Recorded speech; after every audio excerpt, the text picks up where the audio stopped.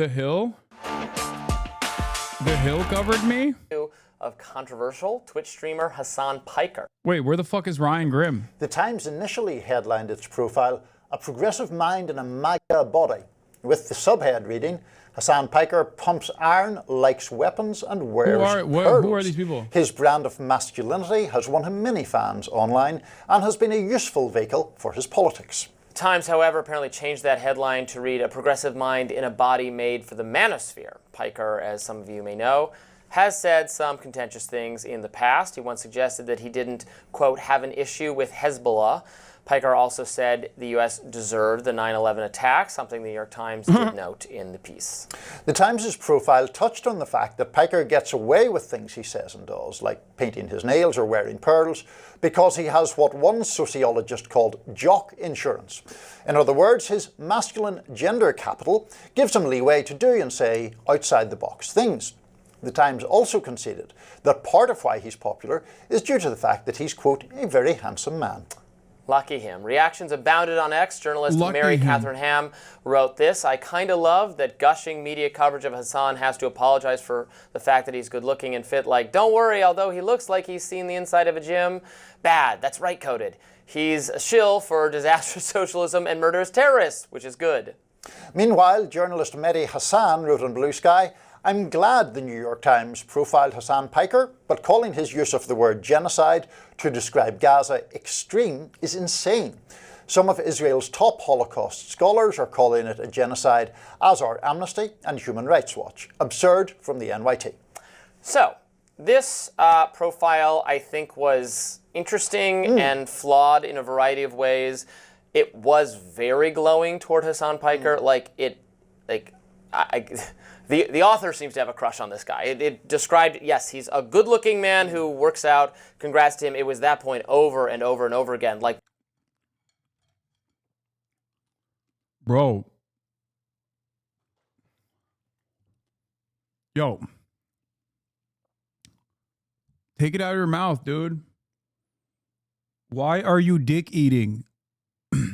Take it out of your mouth before you deliver the next speech. That is crazy. It comes across like you're just petty and jealous. What's happening? It's in the fucking style section, man. Yeah, that's why. It's about style. that's shocking. Also, it's kind of weird, the initial framing that, like... A Maga body, that part? Right, liberals are trying to manifest the idea that only conservative people work out. I'm not even sure that on average, if you went through the entire country, that conservative people are going to be in better shape than liberal. Okay, I do agree with this. Liberals probably by and large are healthier than conservatives are. That was a major L for the New York Times. They did the classic thing where they come up with a title that makes everybody pissed off.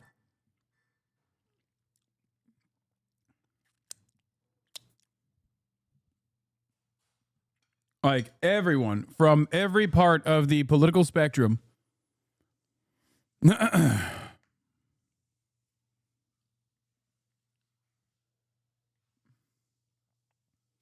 Shut up. I stopped consuming seed oils 2 years ago. Liberals could never.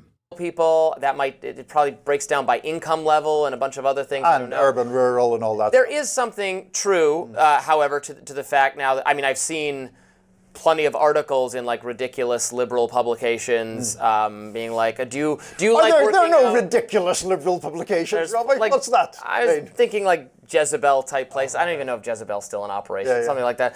Like, working out is right-wing coded, and are you secretly a fascist if you work out? There has been a lot of that discourse in progressive circles now, so I see where they got this idea, but it's not true that working out is somehow right-wing coded. Look, I don't actually pay very much attention to Hasan Piker. He is a big deal on Twitch. He's very, very left-leaning, like extremely socialist, extremely anti-Israel.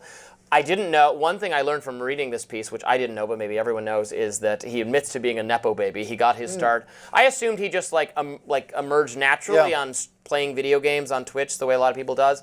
But no, Cenk Uyghur's his uncle. Right, and gave him a job with the Young Turks. Which, you know, that's fine. I like Cenk Uyghur. There's nothing wrong with that. He just didn't emerge totally out of nowhere. Everybody turns out is connected to somebody else. What did you make of the piece? So I found it an interesting piece. I found it kind of curious because I, like you, I'm aware of that he exists, right? But you know, obviously I'm not on Twitch on a regular basis listening to his 8 hours of gaming and commentary while he's on there. To me, in terms of the politics of what he said, which seems to be exercising the right a lot, you know, some of the things that he is being lambasted for seem to me to be sort of clumsy wordings of legitimate arguments. So, for example, on the Gaza thing, he's talking about the fact that he believes essentially that the Israeli response to October 7th has been so brutal that it can't be justified regardless of exactly what happened on October 7th. He regards it as... Yeah, except, no. It's not. No, he's trying to say exactly what happened on October 7th isn't like he's taking a position where he understands where I'm coming from, but he's taking a couple extra leaps here. Disproportionate, whether or not... No, that's not what I said. I didn't say it's disproportionate to October 7th. I said it's a genocide, and genocide is never appropriate, no matter what. He's whitewashing my words in a way that is, you know, more appropriate for their audience.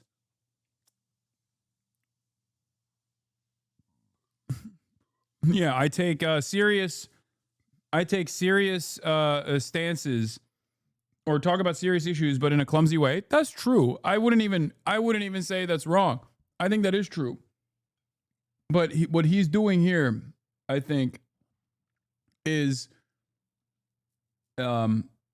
liberalizing my assessment. There were Israeli people raped on October 7th or not. That is not something I would say. I don't think it is wise or sensitive to get into that whole debate about, you know, well, if people were or weren't raped, that changes or doesn't change the equation. Why? Why?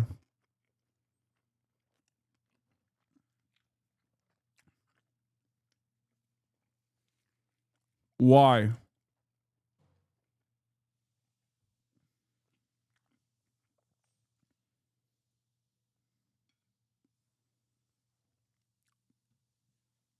What do you mean?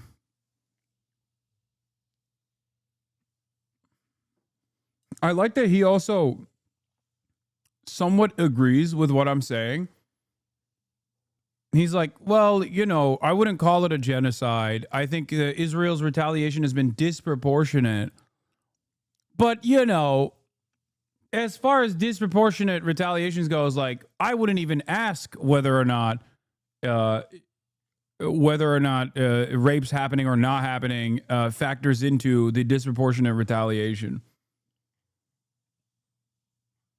Yeah, my argument is literally, you're being so insensitive. Yeah, I guess I am, because I have a firmly held commitment to an anti-genocide position. Where, of course, my argument is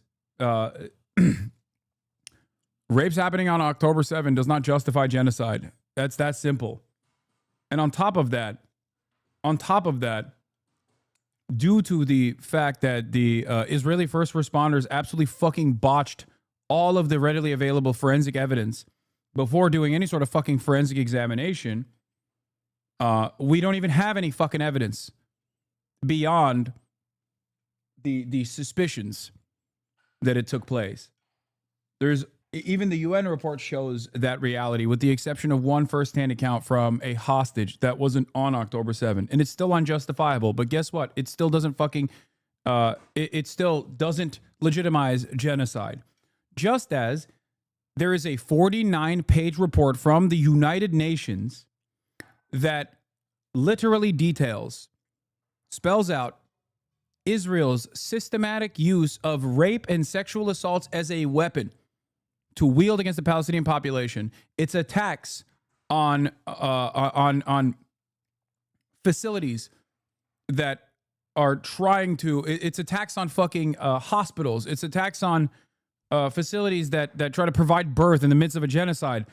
and also the systematic rape that they do in their prison structure to Palestinian captives does not justify doing a genocide to Israel. It's not that complicated. The only reason why you would have an issue with this argument is because you think Palestinians are not human. It's that simple. Israel did a fucking pro-rape January 6th. And I don't think that that would justify fucking nuking Tel Aviv. I don't think so. I don't believe that. Because I want people to live. I want people to become better versions of themselves. I want people to recognize their faults and rehabilitate. But I see his central point is that the Israelis have gone in, killed people in the tens of thousands, and nothing can justify that. That seems to me to be his argument. September 11th, again, I would not say what he said. I'm not sure that it means that he should be, I don't know, exiled from Twitch or anywhere else. I certainly don't want him exiled from Twitch. I'm against censorship. He should be able to say whatever provocative things he wants.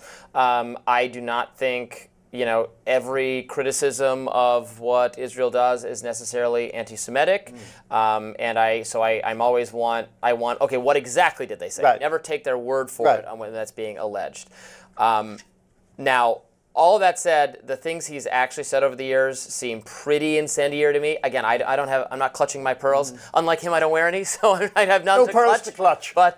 But he just says some awful stuff. Well, I think he's curious how Hezbollah He says really violent stuff. He said I don't agree with Dan Crenshaw's views generally, but that he deserved to lose his eye and.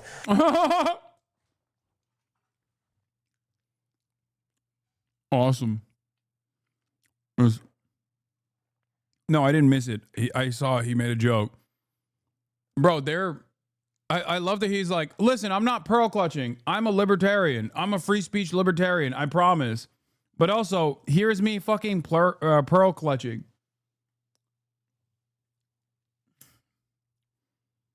Bro's playing your greatest hits? Yeah. I deserve 9/11, and everyone who disagrees with him deserves to come to some violent end. And I think that's not true. I've never said that. That is not true. You are trying to turn this into me being anti-free speech in the process of making an anti-free speech argument. He literally said that so that he could signal to his audience that his distaste with what I'm saying is not on the boundaries of him being a pearl clutcher, but because I actually am constantly saying that, all the people that disagree with me should die, saying that I'm like a fucking SJW or whatever. That's a trick. I caught you doing that shit. No, the real reason why he has a distaste for what I have to say is because he doesn't fucking agree with what I have to say. But because he's supposed to present himself as a free speech libertarian, he can't turn around and attack the position and demand censorship to take place.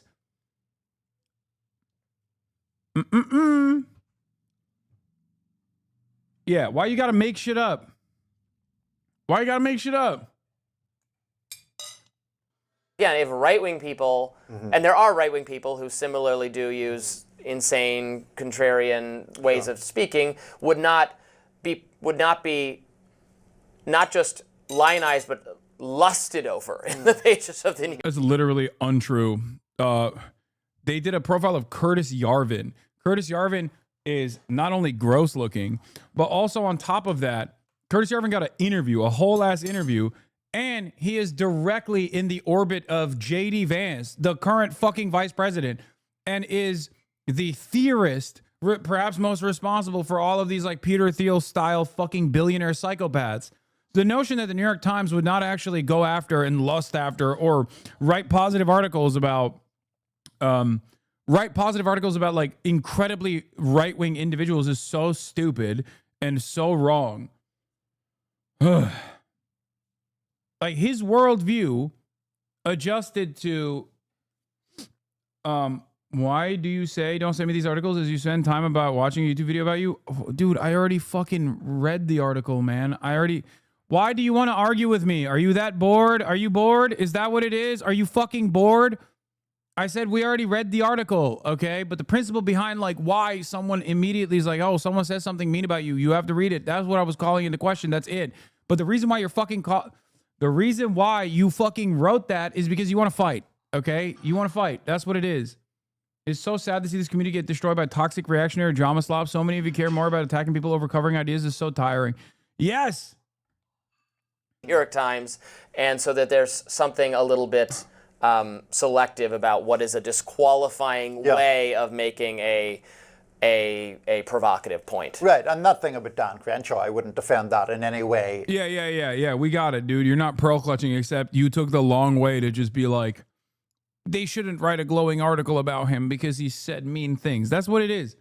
But he can't say it out. He can't say it out loud like that because his audience is so fucking trained. His audience is so trained to immediately strike that down as like libtard anti-speech shit that he has to pearl clutch while engaging in this extra step that makes it seem like he's not pearl clutching when he very clearly is, and complain about the article. I mean, it doesn't matter. It's just like a fucking puff piece. Who cares, dude? I don't know why this like fucking breaks your brain so goddamn hard, you know? Really characterized. It happens to everybody. It happens to us. And right, we always want to go and check, well, what exactly did he say? I never want to rely on someone else's characterization because a lot of those, sometimes they're unfair. Right. Even for people I still do think are like not good, like Candace Owens, for example, said a lot of things I think are insane over the years. But people say, oh, she's, this thing she said was crazy, and they'll look and go, well, that's not, that is being not fairly characterized. It happens to everybody. It happens to us, I'm sure. No, and yeah, absolutely. And one of the conversations that I did see being seized upon was Hasan Piker talking about Hezbollah. And as far as I could tell from what I read, his argument was that it's a legitimate resistance movement that has some political support in Lebanon, which the latter part of that is a objective fact, and that was he was.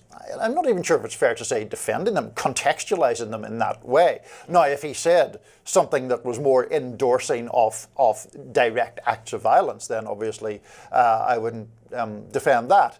But it is, I think one of the reasons that I'm approaching this slightly gingerly is that one of the people who has been most vocal in their opposition to him has been Congressman Richie Torres, a Democratic congressman who has been at the absolute forefront, I would argue, of delegitimizing or seeking to delegitimize criticism of Israel that is legitimate by painting it as inherently anti-Semitic or whatever, pro-terrorism. And so, to your point about not taking people's word for it. But he did say... Wait, did he know my ball? Is he a ball knower, chat? Did he actually get my Hezbollah take correct? Over the years. But people say, oh, she happens to us, I'm sure. No, and yeah, absolutely. And one of the conversations that I did see being seized upon was Hasan Piker talking about Hezbollah.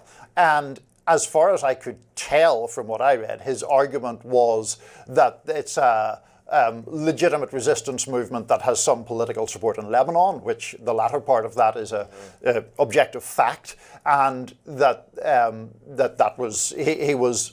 I'm not even sure if it's fair to say defending them, contextualizing them in that way. Now, if he said something that was more endorsing of direct acts of violence, then obviously I would. Ooh, my man Cook, goddamn. Okay. I mean, he ain't wrong. He ain't wrong. Okay. Defend that.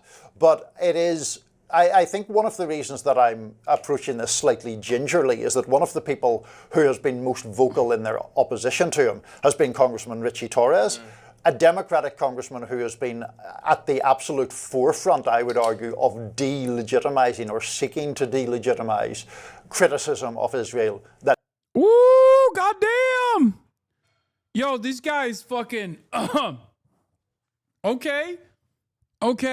My goat. I don't know who this guy is, but thank you. Is legitimate by painting it as inherently anti-Semitic or whatever, pro-terrorism. And so, to your point about not taking people's word but he for did it, say, I'm highly reluctant to take Richie Torres' word for it. He did say it doesn't matter if effing rapes happened on October 7th. That's a pretty awful way to put it, I think. It is a pretty awful way to put it. I mean, you're just so... Oh, it's so gross. It's so gross. Oh, so, so you understand my point, but you still gotta fucking glaze Israel.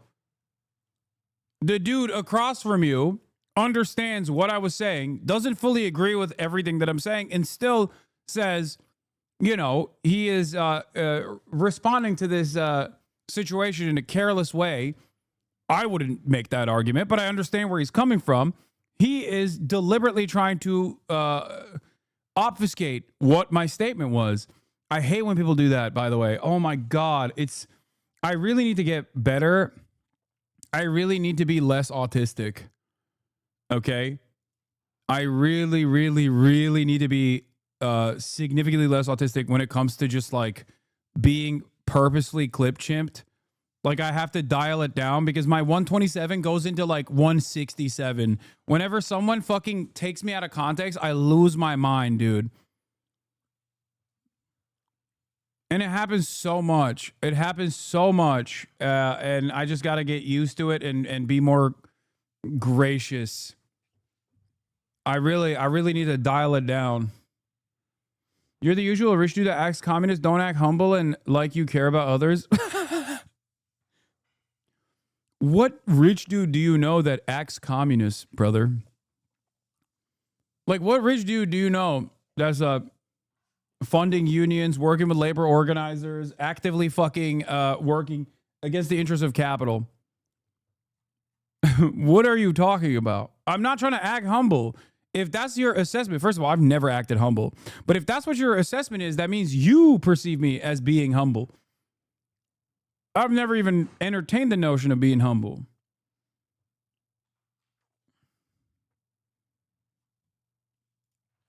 I'm not.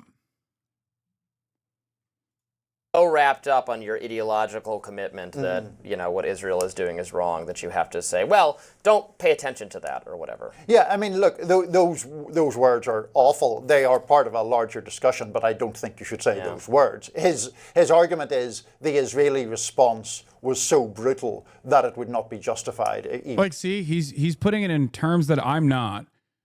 Okay? He is taking a much lighter critical approach against Israel than I have. I'm saying Israel's doing a genocide because I think that is precisely what's happening. And there's genocidal intent, there's genocidal action, it's very obvious. And I'm saying that that is completely unacceptable. Even if there were rapes. Baldy There's is so many Niall other things he Stanage, says by the that way. I don't know who that is. on this show because they're so expletive filled, which is what you can do on Twitch, but not on our show. Yeah. Interesting though I'm glad that he at least like gave the appropriate context to the statement. And all this guy can do when he hears the appropriate context of the statement is to go, oh, well, it's just so filled. It's so filled with expletives. Niall Stanage, White House columnist for The Hill, political analyst for News Nation. Irish Bannister Blinn, counselor of the Palestinian state at the International Court of Justice. Oh, okay. So he is like, I assume he is pro-Palestine. Francois Pinault is an anarcho-syndicalist. He does have a massive following. You know, he's part of the alternative media ecosystem, and you know, gets a lot more attention for himself. And probably that's what the New York Times was trying to look at. How can, again, it's another Joe Rogan of the left kind of situation. How can we have an appealing? I like that he. I respect that he said, "I am not trying to clutch pearls, but that's all I've done so far."